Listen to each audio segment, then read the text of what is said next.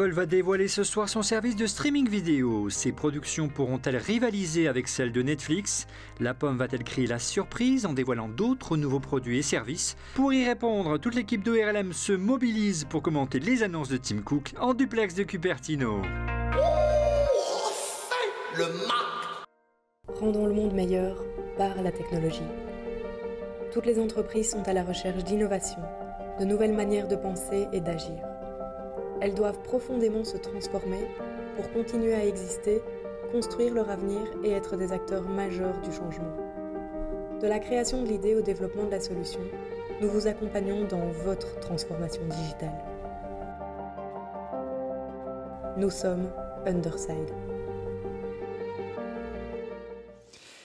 Vous regardez, on refait le Mac, alias ORLM, très heureux de vous retrouver à 42, l'école qui forme les futurs talents de la tech pour ce direct. Vous n'allez rien rater de la keynote d'Apple qui va démarrer dans quelques minutes, dans à peu près une demi-heure, à Cupertino. Ça y est, ça démarre. Ça a démarré. Juste, j'ai mis un souvenir pour Monsieur Zibi, pour qu'il voit que nous aussi, on est passé quand même, tu vois, il n'y a pas que le PSG dans la vie. Allez, on revient sur la keynote si vous êtes d'accord. Avec une petite intro très colorée. Si on peut mettre ça un peu plus gros pour nous en retour plateau, s'il vous plaît. Pour qu'on ait ça en split, si c'est possible. Donc un petit générique comme d'habitude autour des différents... Alors là, on parle de l'Apple Pencil. Non, c'est un générique comme un générique des séries télé en mettant en acteurs un peu tous ceux qui ont... Et là, c'était l'Apple Pencil, il y a eu le geste de l'iPod, Located Games, l'Apple Maps. Là, enfin, ça, tous leurs produits en fait. Le carton d'invitation, c'est ça. Siri, ouais. Voilà, c'est pour comprendre. Voilà, c'est tout ce qu'a pu faire Apple depuis des années, la Wallet, l'Apple Pay, pardon. Tim Cook s'adresse à la foule venue nombreuse du monde entier, surtout des journalistes et des analystes de tout poil. Il a mis un pull. Hein. Et Tim Cook, faut que j'arrête avec Steve. qui salue la foule, qui dit bonjour, qui fait ses poses Steve Jobsiennes avec ses mains. Alors le service s'appelle Apple News Plus. Oui, donc on va vraiment vers ce qu'on disait, c'est-à-dire une formule payante, plus intégrée certainement. Est-ce que c'est un service qui pousse du contenu d'un magazine en entier ou c'est juste des petits morceaux qu'on peut acheter un article par-ci, un article par-là? Il n'a pas encore décrit ça. Pour l'instant, ça n'a pas parlé de payant. Hein. Pour l'instant, c'est que la curation qui s'étend au magazine. Et il y a 300 magazines. 300 magazines, voilà, merci Stéphane. Avec une souscription mensuelle. Donc politique, j'ai entendu. Pour les voyageurs. Oui, les voyages. La bouffe. La bouffe, ouais. Les voitures, la bagnole, le sport. Voilà, il y a Selling World, formidable. Ça nous manquait. Pour l'instant, c'est que du US. Il n'y a pas d'annonce en dehors des États-Unis, ce qui peut peut-être laisser penser que ce soit un service réservé pour l'instant au seul territoire américain. Alors, $8 000, c'est ce que coûterait en gros l'abonnement, et il est bien à $9,99. Aux États-Unis, ce qu'ils ont besoin, c'est attaquer évidemment le marché de la carte de crédit. Voilà, Apple Card. Donc c'est une carte de crédit, en gros sans frais. En quoi c'est différenciant d'une offre classique d'une banque pour l'instant? Apparemment, ils seraient en train quand même de quoi ont besoin les gens d'une carte bancaire, pas d'une banque. Ouais. Et donc ils se positionnent là-dessus. Donc apparemment, ça vous aide à faire votre budget. Ça rappelle une autre application.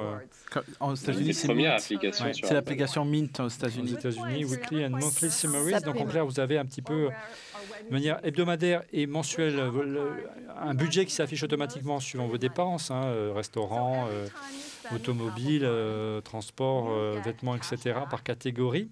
Ça renomme même, en fait, tu sais, des fois sur les factures, c'est pas exactement le même nom de société, ça va même renommer avec du machine learning pour bien savoir où tu as acheté le magasin pour plus avoir de confusion. Alors c'est quoi le daily cash, ce qu'on vient de voir, moi qui ne suis pas un spécialiste de la banque. Et même, Stéphane, le daily cash, qu'est-ce que c'est? En gros, c'est du cashback. C'est-à-dire qu'en gros, dès que tu vas dépenser de l'argent, il y aura de l'argent qui va être rétribué parce que tu as utilisé la carte. Et donc avec cet argent-là, ça va te servir de sorte de tirelire. Revolut le fait déjà. Ils peuvent pas de pas se diversifier, quoi. Ils stagnent depuis quand même quelques années sur leur chiffre d'affaires. Ils ont besoin de se diversifier pour continuer à avancer. Alors là, voici la carte d'Apple. Tu la vois? Ouais. Mais je la veux. Elle est c'est métal. On a la même. Avec le nom, là, pas on a la même chez N26, enfin. On reverse 3% de ce que vous avez acheté de la part si vous achetez chez Apple et 2% si vous utilisez Apple Pay. 1%. Il y a marqué 1% aussi. Pourquoi alors? Si vous utilisez la carte physique. Exactement. Parmi les rumeurs, Apple sortirait un service d'abonnement sur l'App Store. en illimité pour télécharger en illimité certaines applications et on pense notamment aux jeux. Qu'en est-il vraiment? Tim Cook va nous expliquer tout ça. Une liste de studios surtout. Apple Arcade. Et il annonce Apple Arcade. Alors ça tombe comme sur le cheveu sur la soupe parce que j'ai pas entendu ce qu'elle a dit avant. En fait, c'est un système d'abonnement autour du jeu qui sera disponible sur mobile, sur les ordinateurs et aussi dans notre télé grâce à l'Apple TV.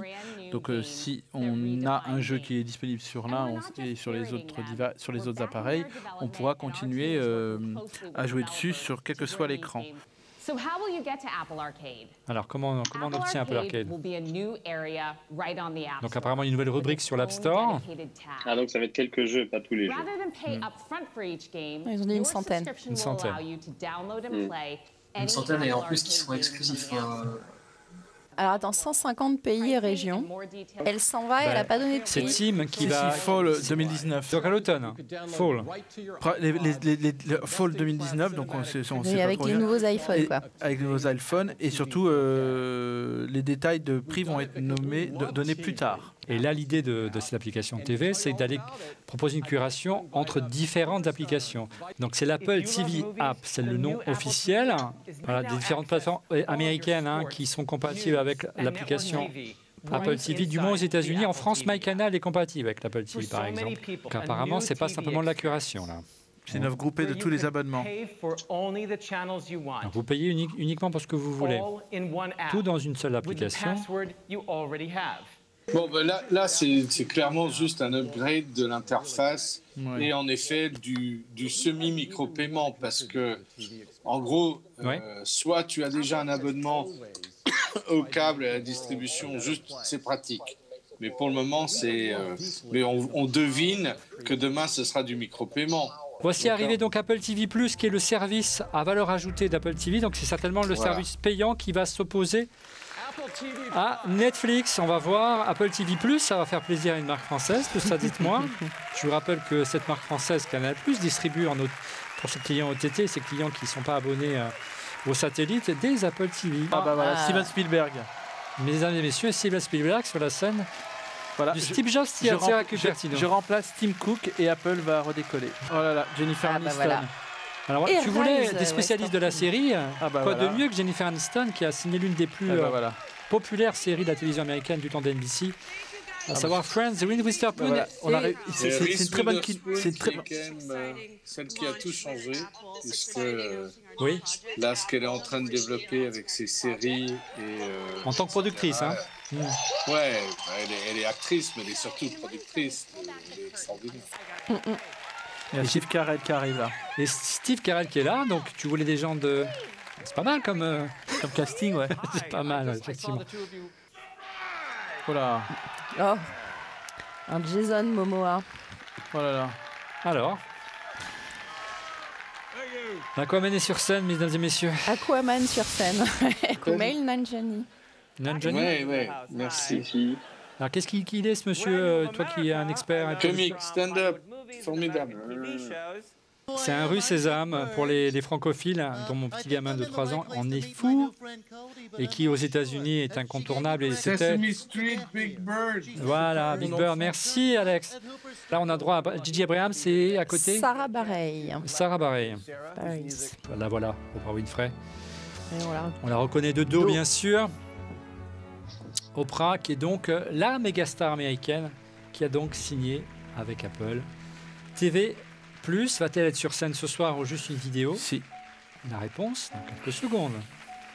Ah oui, vous ne pouvez pas ne pas la faire venir, là. Aussi Standing Ovation. Bon, ils ont fait fort quand même, messieurs. Hein. Là, Messieurs, dames. ceux qui sont dans la salle ce soir doivent être heureux. Hein.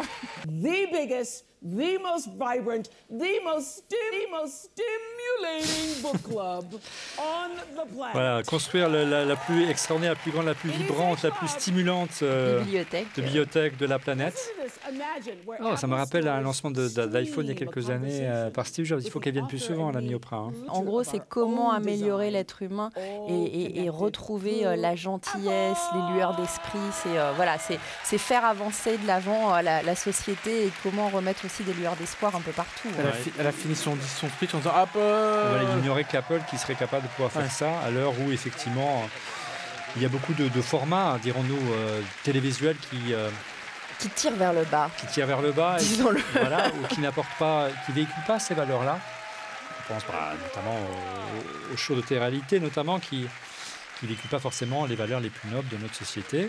On ne va pas chercher à développer de nouveaux talents, ce qu'on peut regretter. C'est vrai que Netflix est un découvreur de talents aussi. Un découvreur de talents. Ou en tout cas, ils savent les mélanger. Il y a des prises de risque. Là, la prise de risque, elle est minimum. Tu as raison, Fanny. Non, mais c'est important parce que c'est bien d'être avec du passé. Il y a une vraie vision, mais est-ce que ça va suffire? Voilà. Et on conclut avec Tim Cook, qui, comme d'habitude, qui, comme d'habitude, va remercier toutes les forces vives d'Apple qui, évidemment, là, sont bien représentées parce qu'ils sont à Cupertino, donc le siège historique d'Apple. Je vous donne rendez-vous la semaine prochaine pour notre prochaine émission. On reviendra, bien sûr, sur les annonces d'aujourd'hui. Merci encore pour votre fidélité. Merci à toi, Fanny. Merci à toi, Stéphane. Merci à toi, Emmanuel. Je vous embrasse et à la semaine prochaine. Au revoir.